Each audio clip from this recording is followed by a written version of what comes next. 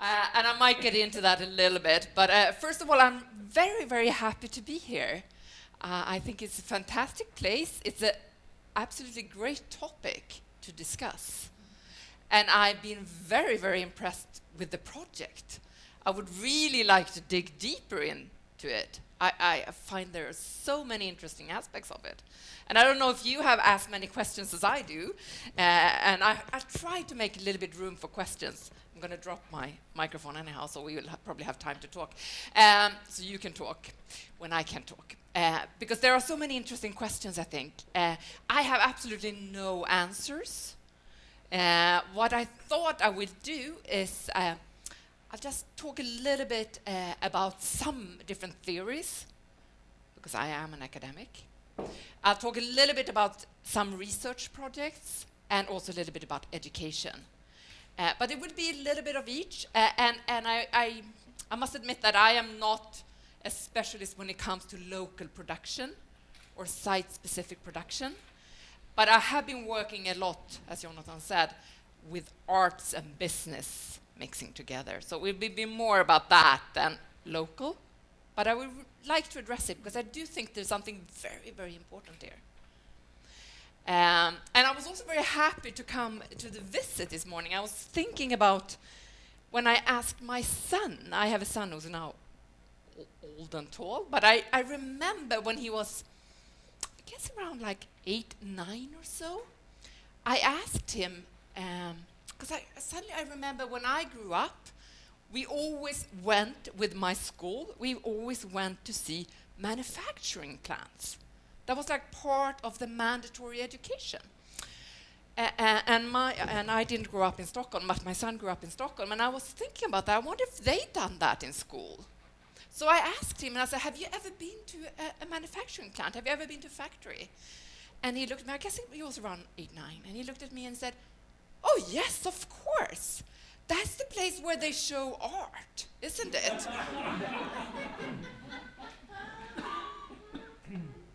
That's how I think about, huh? I mean, I've always been, think about this morning, too, huh?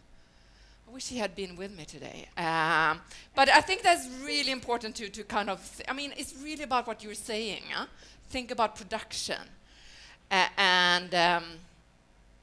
Just to briefly introduce myself so you know a little bit who I am. I am at a business school, Stockholm School of Economics. It's Handelshögskolan. It's a business school. I've also been for several years at Konstfack, University College Arts, Design and Crafts, where I've been teaching and doing research for several years. I do a lot of collaborations between the two. But I will talk more from the business school perspective today, because I think that will fit better into the whole picture. So I'll talk a little bit more from the business school perspective. Coming from there, we have several different things. We do have the art initiative. I'll talk very briefly about that. We, of course, have the research part. I come from a center, I'm actually director of a center called Center for Arts, Business and Culture at the business school. About 10 researchers doing different kind of research projects, you know, in that kind of intersection between arts, business, and culture. And finally, and I will talk a little bit about that, of course, I'm also a teacher, so we also try to bring this into education. And I like to address that because I think it's a little bit linked, like why would we bring that into business education? What has arts, crafts, and design to do with business education? So I'll talk a little bit about that. Is that okay? I have a hard time sitting and listening. You know, if you feel like you fall asleep, either fall asleep, that's fine, take a nap, or you can always like raise your hand and start talking, because that's usually wake you up. And so, you know, feel free to also interrupt me if something you don't understand or I'm going through things too fast. So let's see. One of the many research projects, just to give you an example of the kind of research projects we do before I go into the real lecture, which is a little bit similar, we followed this project. Some of you might have heard about it. It's called SKISS. It was an artist in residence program in Stockholm and Skåne, Gotland, and a few other places, and where many artists worked for at least like half time for 6 months within organizations. It wasn't manufacturing, it wasn't production, but it was different organizations, many public organizations. And as researchers, we were a group of researchers coming from different disciplines. We followed and we asked, and we, what happened? And there was so many things coming out of it, but I'm thinking that that's really linked to this project too, in a way. So some of the things I didn't go through it, but I just suddenly remember, I should say something about this. But a few things that happened was that one thing we talked about was what we talked about as the artistic license. And that was actually, like, under the name of arts, you could do a lot of things within these organizations that really created great results. But it was because we called it art, too. That was one thing. Another thing was, of course, and that's something I'm really curious about this project, was how do you reach a market? How do you reach outside? But also for the artists themselves, how do you get your work outside the organizations? And here is much more physical, but how do you reach the market with these products? That's something I would, of course, ask to this project, and that was a question in this SKISS project as well. Another thing that we found, and I don't know if that's the case here at all, but one thing we found was that a lot of these effects tend to be rather long-term. It wasn't necessarily that the artists themselves saw the big benefits right after the project, but maybe 3 years down the road. That's when something happened. And the same thing within the organizations. And a lot of these evaluations always take place right after. But a lot of times things happen much further down the road, when perhaps it was also easier, especially for the artists, to work, because sometimes it was a bit awkward to be in the organizations. But I mean, that is a little bit linked. And so there are similar projects, I think, and once again, I find them fascinating, and I think we should look at them more than we do. But let's move into some other stuff when it comes to interdisciplinary innovation, especially between arts and business, and also some site-specific production. One thing, and I'm not a specialist, as I said, but one thing that's very clear is that if I look into the kind of management talk today, we do talk quite a bit about this, about the importance of local production. For example, I was looking at one of the trend sites, and just the recent newsletter they sent out, which is like typical. Like, the typical thing is really trends might be global, but what really happens is when you translate it to a local context, that's where something happens. And you do need to take the big global trends, but translate it into local context. And that's really where the adaptation happens. And that has really been brought up, I would say. And that, for me, that also relates to what we're talking about here today. So the local innovation as some kind of management buzzword today. Otherwise, when we talk about innovations, I always start off by, sometimes I ask people, let's say, what's an innovation? How do you look at innovation? And then many times it tends to still be, I would say, innovations is the same thing as some kind of technology. That's an innovation. A product, new technology, that is innovation. I would say that is much from some kind of theoretical academic perspective, it'd be more talking about innovations in many different aspects. Innovations take place in many different aspects. This probably comes natural to most of you here. For example, we were looking at, that was a book Jonathan mentioned, in a project on creative industries. We looked at design and architecture, and this is the architecture project. This is actually a Chinese architectural firm called Mad Architects. They've done the towers outside Toronto, if you wonder what the picture is from. But we looked at several architecture firms, and one of the things that were very clear was that, of course, when you work with innovation, it takes so many different roles. So it's innovation, of course, in technology, of course, or in aesthetics, These are called the Marilyn Monroe Towers outside. It's really kind of funny too. Like they thought they did it as, when we interviewed them in China, they thought they did it as a very commercial project.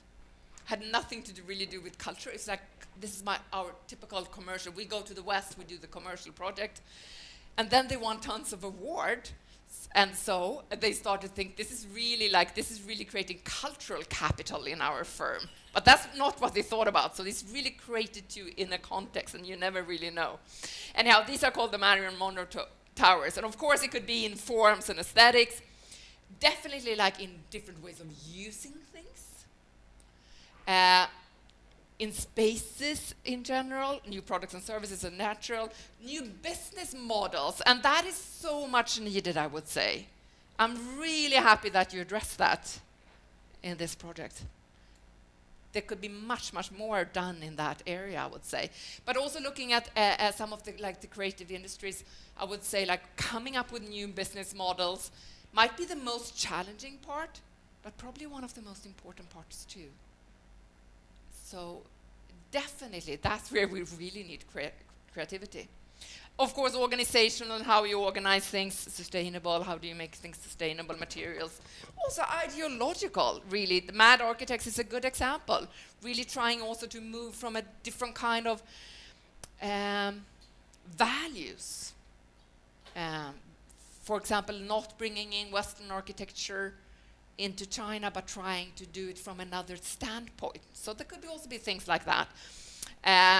So innovations comes in many different forms, and that's important to remember. Within a business context, we would talk about, and this always like, this is an opening for the arts, I would say usually. We usually talk about, an easy way to look at it is that it could be technology that drives innovation, but as much meaning, actually. How do you interpret things, the meaning of things? And of course, these could meet, or there could be other ways, but really the meaning part. And that is as important many times as the technology part. And this is usually where it kind of opens up for cultural innovation, as we call it. Opens up for the cultural approach to innovation. A typical example would be an Apple, Steve Jobs, talking about the way we compete is not really with technology, it's actually by bringing in liberal arts. I'm not saying it's good unnecessarily, it's not a value here. It's really just talking about the discourse and how it kind of opens up things for collaboration sometimes. This is how we actually make a difference, is that we're bringing in liberal arts or the cultural perspective, whether it's in design, but also in understanding how to create communities and meaning. Those talking about cultural innovation, and of course, it doesn't really go for the Nya Småland, because that's, of course, is a very, very becomes products. But in many other cases, cultural innovation and bringing in just like the more liberal arts perspective tends to rely on, okay, how do we create meaning? Well, to do that, we really need to understand things like identities, ideologies. We need to understand symbols. We need to understand interpretations of things, the meaning. The most important part in this, probably, that Douglas Holt, among other people, say, is that to understand this is also to understand society. To understand this is to understand what kind of tensions we tend to have into society today. Now, there are so much things that can be questioned, and I'll be the first one to do that. I also come from a critical part, and I'll talk a little bit about that. But of course, there are tons of things to be questioned about this, because how do you use this kind of knowledge? On the other hand, it might be for good. It's not good or bad necessarily. You need to discuss what comes out of it. But what it's really saying is that innovation, when it comes to meaning, cultural innovation, is really about finding out what kind of tensions do we have? They usually come from social shifts and trying to kind of make it meaningful for consumption or whatever it is.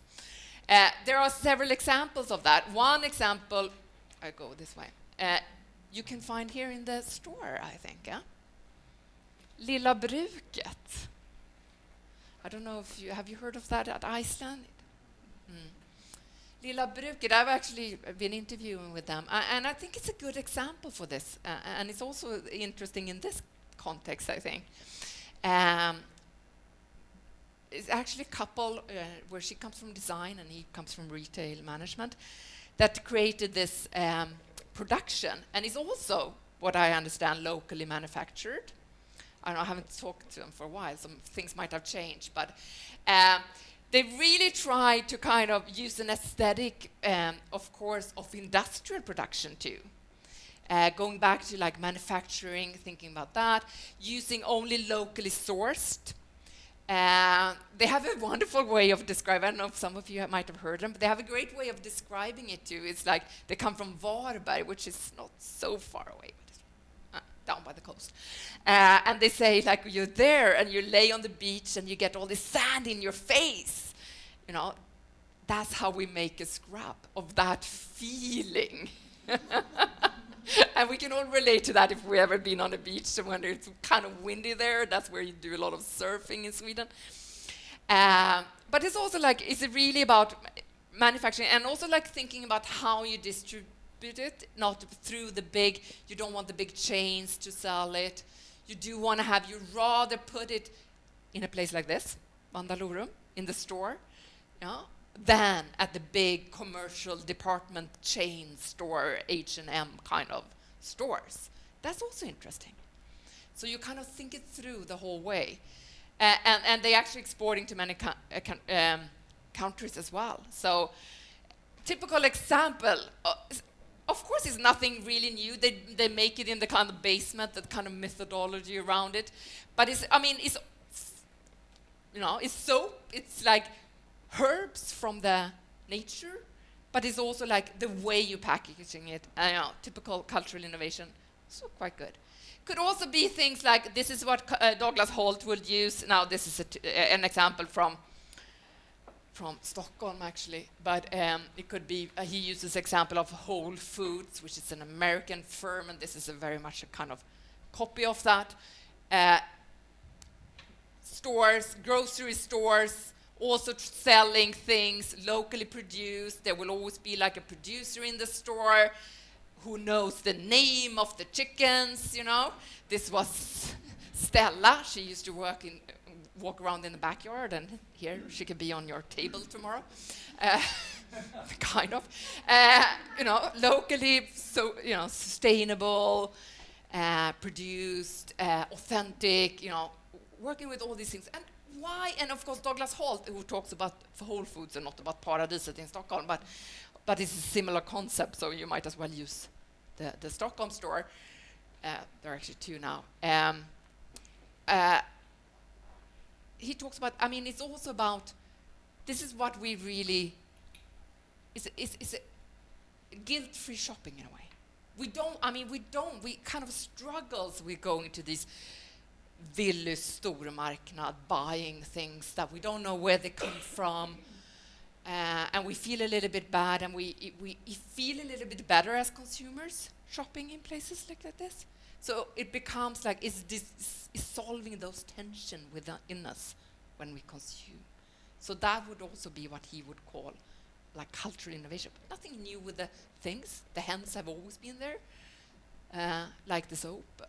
But it's really kind of understanding what's bothering us today.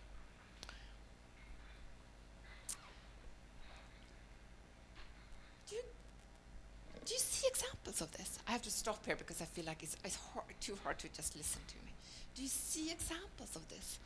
The kind of cultural innovation, changing of meaning, the need to find. I am the biggest. Sometimes I can like laugh about it, and I'm the biggest fan. Like I go for all these things myself because I do feel that need too. the need for understanding where things come from, for trying to be like sustainable as much as you can, the need for authenticity. I can really, I mean, I'm typical, I guess, target group. Do you recognize that? Yes. And then you can, of course, question, should we use it? I mean, that, but on the other hand, is it better to not do it? So it's kind of like understanding those things. That's really cultural innovation. And that, of course, becomes an argument for also bringing in the knowledge. I would say that a lot of times designers, artists, but also people from humanities has, but not necessarily within the business community, in the business school, not necessarily these things we've been talking about. So that is one way of bringing it in. Another way is, of course, the whole idea about that we live in some kind of creative economy. And I know you've heard a lot about it, and some of you are probably super tired of it, and so am I, because I've also heard a lot about it. It's kind of the hype around creativity. Of course, every place. I think it might be loosening itself a little bit, but I mean, is the creative Montreal, the creative Tokyo, creative China, creative Rio de Janeiro, creative Småland, whatever. Creative. We have to be creative, and we have to brand ourselves as creative places, creative countries. Of course, also creative people. It's not only, sorry, I'm just jumping, I was jumping. It's not only places that should be creative, also people. This was like a couple of years ago, but the most overused buzzword at the social media professional LinkedIn site was, I am creative. Who cannot be creative today? I love German sociologists. And there's a wonderful German sociologist called Andreas Reckwitz, which I would highly recommend to anybody who's interested in these questions, who talks about really the kind of dispositif, the need, like the almost, we have to be creative today. So it's also like for individuals, both places and individuals, and of course companies and we know that. The only place I've been to where it hasn't been like that was actually Kansas. Have you been to Kansas? No. You should go. That was actually one of the, for me, honestly, like this is a personal story now. I always go like around. I think I'm going to give you a lecture and then I have to tell you stories. But and of course those are two completely different things, like lectures and stories. But Kansas, because because I come from that background too, sometimes I become a bit tired of the whole kind of creative industries, creative places. I'm like, can't stand it anymore. Although I see the good things with it, but then I went to Kansas and I got all my motivation back. Suddenly, creativity became the most important thing on earth. I actually sent the son who hadn't been to manufacturing plant, he had to go to Kansas instead. I sent him to Kansas for a year, Wichita, Kansas, and he stayed with a family, and they hated lots of things, but like he could not, for example, eat or drink something that was organic, because that would kind of signal that he believed in climate change, and that was only conspiration. And then lots of other things, and he couldn't wear university t-shirts with university names because they hated universities. And they also hated arts and culture. And they had this in Wichita. Wichita is a beautiful place. I would really recommend it. Like, I'm looking at you because you looked a little bit skeptical to Kansas there in the beginning. But I do recommend you a visit there. Actually, like, Wichita is a beautiful place. It really is. And if you're interested in manufacturing aesthetics, it's one of the most, I love it. And of course, there are some great people that started this kind of creative little neighborhood in the middle of Wichita, where nobody was, unfortunately, but it's like a beautiful setting. But his family, they hated. He was not allowed to go to that creative neighborhood because that was so dangerous. That's like the only time where I really kind of met somebody who was super against everything that had to do with arts, culture, creativity.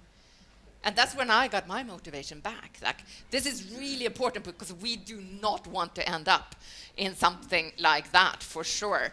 Not Kansas in general, but the way they lived in that part.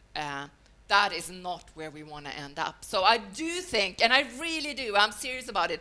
I do think, I mean, we can make fun of that everybody talks about creative industries and da-da-da. But I do think there is something very, very important deep down. And I also always think about creativity, and I always talk to my students about that. It's like, it's not just about creativity, it's really what do we need it for? And if we look around today in the world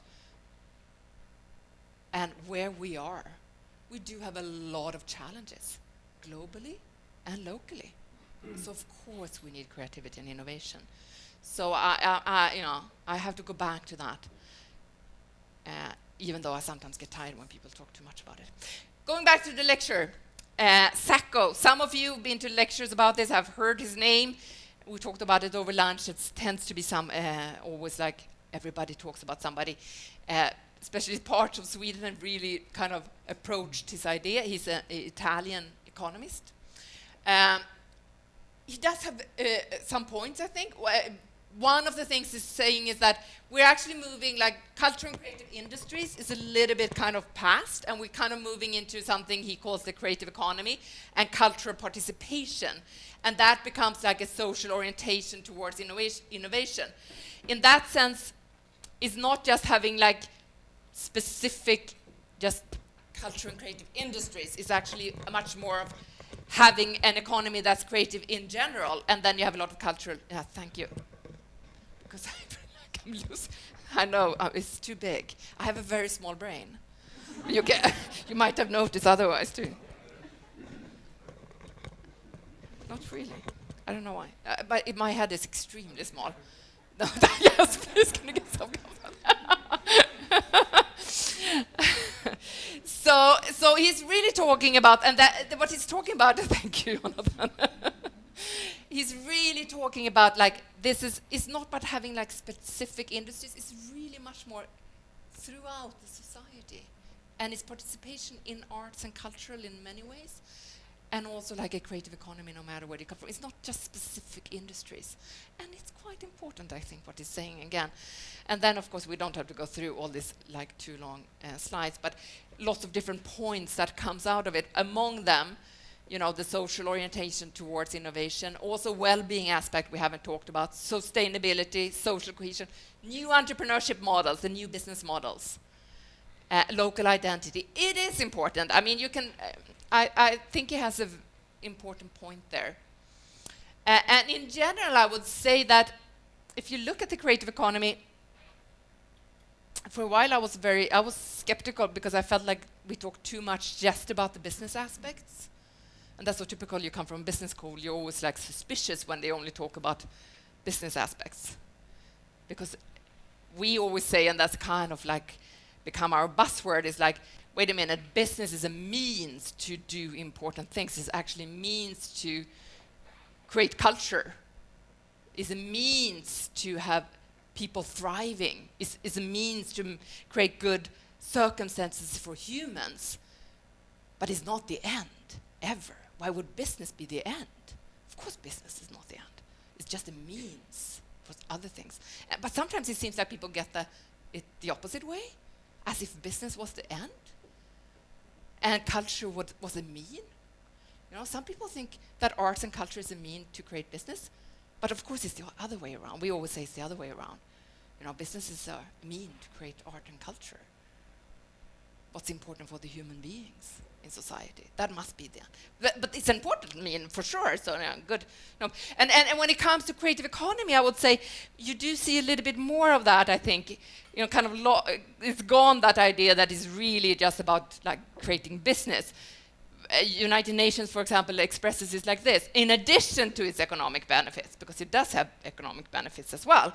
You know, the creative economy also generates non-monetary value that contributes significantly to achieving people-centered, inclusive, and sustainable development. This is really in low-income countries they've been looking at in this report. But that's also like, it's not only about business, it's actually about many values, and that's the important thing. Sacco also talk about that culture is not simply a large and important sector. It is, but it's also social software. And the total, and I think this is really, the total indirect macroeconomic impact of cultural participation is much, much bigger than the direct one. So it's not about like direct creating business, but it's really about having a much, much bigger outlook. And then it also becomes macroeconomic. And of course, he talks a lot about is also the indirect effects of culture needs, like, it needs to be inclusive and participative. I'd be happy if you want to, I don't know if I can send out the PDF for my, can I don't know, do you have everybody's email? So I'd be happy to, I feel like some people are, if you get bad photos or if you're even trying to write it down, it might be even worse. You might not get everything. I'd be happy to share it with you. And then, you know, if you want to read the books or reports, and you know, also if you want to read something else, you know, feel free to always contact me, and I'll be happy to provide some literature and give you an exam. No, I won't. I won't do that. So here we are. Where are we? We are in an idea of a creative economy that you know is important. It is important. Has also become much more than just economy, much more than just business. For society in general, much, much, much more. That's why it's important. And then we have the industry. I was just down last week in Paris for a meeting with, I'm involved in one of the educational programs, and we were meeting with our partner firms, which are kind of companies from all over, really. And they were so worried. And these were global, it wasn't the kind of Proton company. Well, these were like L'Oreal. It's kind of like big global companies. And they were worried. Because what they say is that, what they see now is that they see a lot of talent, as I call it, young people not wanting to work for these companies because they don't think they are creative. They want to work for companies that have at least an image of being innovative. I see that among my students. I find this super interesting. A couple of years ago, that was like never a question. Today, you see the best students in the class, they want to work, I want to work for, and then they have the tech companies, because they think the tech companies, not necessarily so, but they think some of the small tech companies, they are the innovative ones, and we want to work where it's really creative. Because we don't want to work in that doesn't look. Now, it's a lot about image, I would say, because I don't believe that's the case, but it's still interesting. Huh? Or we want to start our own businesses. When we ask our students, 75% think today that they're going to run their own companies. 75%. Now, that's not going to happen, but still, that's what they think when they're students. And that has also changed. So, and as somebody said, I mean, I much rather I go to the startup culture, I go to the tech companies because they seem innovative, or I start my own. But I don't want to go into other companies, other manufacturers. So, of course, that is another thing I would like to address, because I do think that's really important. Now, I'm not saying that other companies are not innovative, but I'm saying there's a little bit to work on the image sometimes, and of course also understanding that. And I do think that's important in this surrounding too. This is in Swedish, unfortunately. Of course, this is something we know. This is a slogan that came a couple of years ago. Creativity is the new steel. I've been serving on an advisory board for the steel industry in Sweden. They did not like this slogan. And of course, they were completely right. Steel industry has always relied upon creativity, as any industry. All these, how many companies? 19,000? Yeah, almost 20,000, of course. But there's the image too. And I think that is something that's really important. And bringing in, I think, collaborations like this could actually also help to kind of see that. And the steel industry is the same. Several of the companies were actually like, oh, we need to get in more designers, we need to get in people from the art sector, because we need, we need to kind of find those kind of links, but also communicate that we are more innovative and that there's nothing creativity and steel, as if they were two different things. Let's skip those. And part of this is, of course, also interdisciplinarity, coming from different backgrounds. That's one of the things we know actually helps innovation.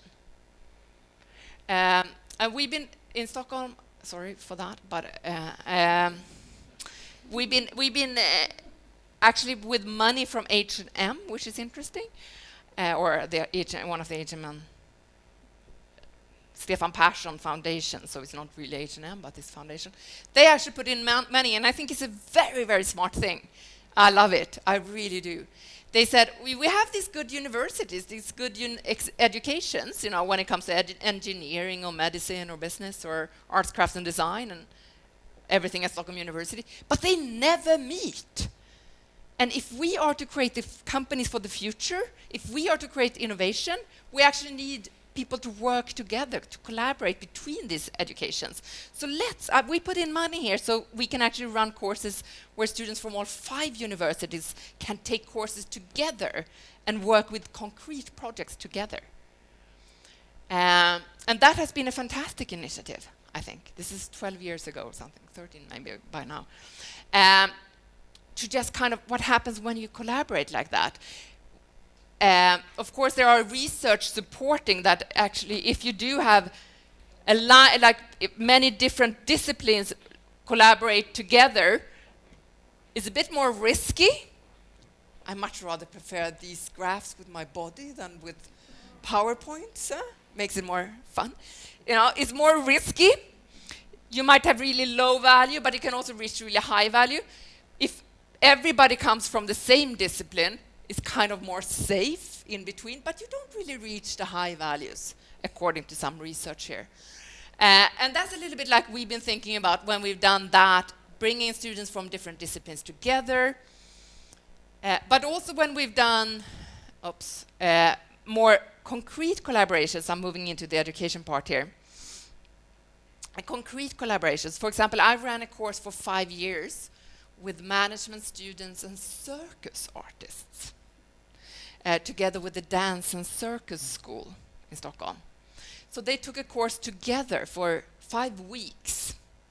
They were actually taking a course together, teaching with double faculty always somebody from circus and somebody from business, going through the same subjects together, but always approaching it from different ways. So really equality was a very, super important principle. Oh no. I understand that. And what happened? I would say one thing was that people were a bit skeptical in the beginning, from both sides, but it really turned out to be something that, and in the end, was very valuable. The students really enjoyed it. I looked upon it mostly from the business school perspective. What came out of it, things we had never thought of came out of it, things we had not pictured. A lot of it became actually questions about why are you doing things? The more existential questions that came up in these kind of collaborations that did create.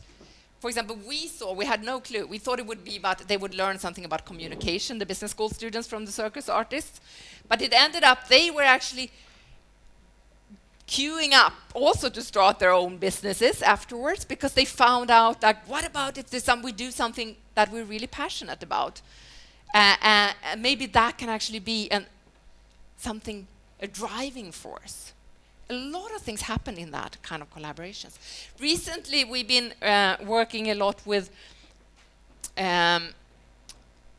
arts, more visual arts. Also, that was actually a dance project.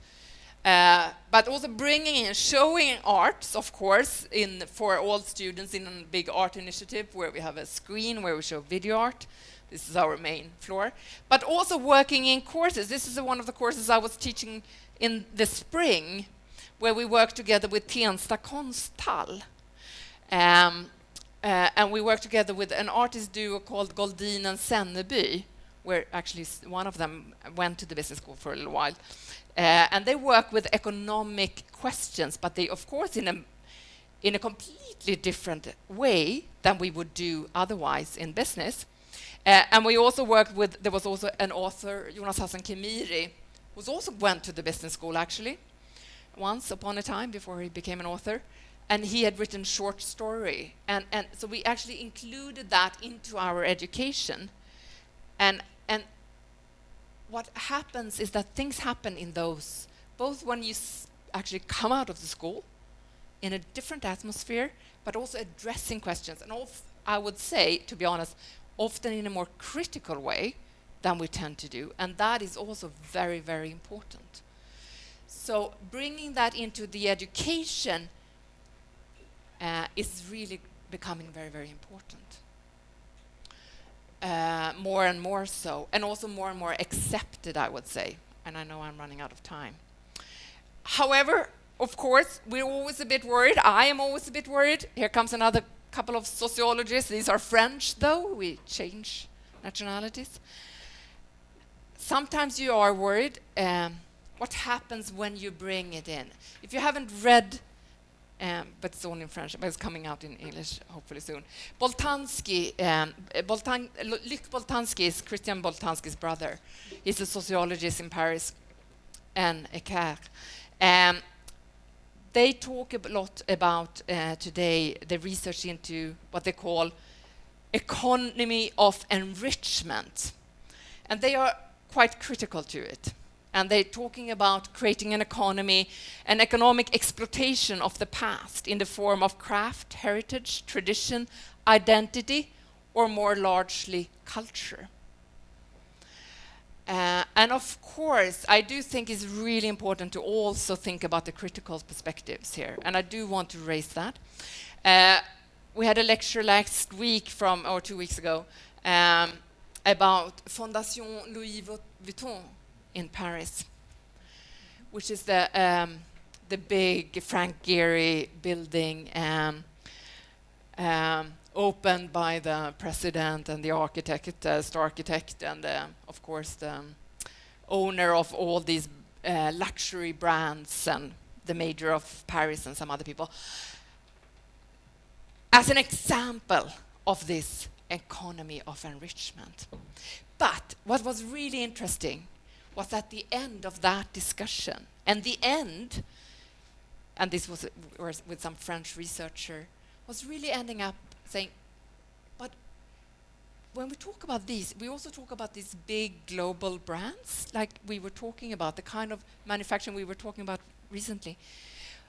But an alternative, instead of seeing, and these might go together with many of those big artists as well. It's not so much, it's within the same kind of system. But maybe it's actually bringing it down to more small-scale, local collaboration, site-specific production might actually be the alternative, creating other kind of economies, which goes again those kind of big global brands that connect with artists that have the same kind of big, like, or star architects like Frank Gehry. And I was thinking, I was going here, and I was thinking, yeah, that's true. This is made perhaps even more interesting than we even know how to put words on today, because it could actually create alternative systems in a different way. Bringing arts and business together in other ways than those kind of Louis Vuitton foundations. And I guess my time is out. Just some ideas, and I'll be happy to send you the slides, and hopefully we can discuss too, because there are lots of things and I have no answers, and I would love to get some discussions going. Thank you very much.